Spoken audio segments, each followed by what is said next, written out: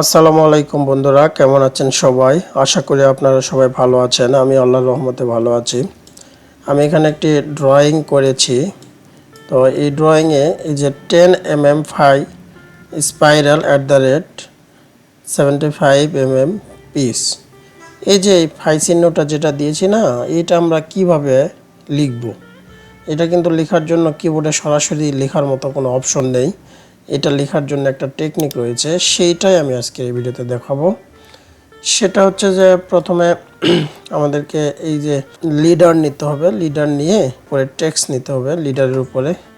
তার টেক্সটটা আমরা নিচ্ছি এভাবে, টি ইন্টার মেরে টেক্সট নিলাম। নেওয়ার পর আমরা কি লিখব? 10 mm,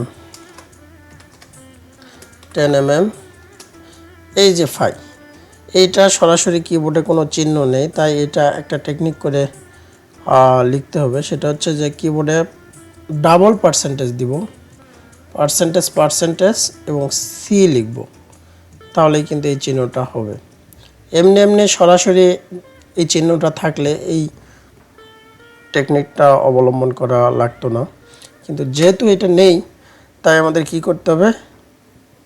শিফট পার্সেন্টেজ কিবোর্ডে সি লিখতে হবে, তাহলে এই চিহ্নটা চলে আসবে।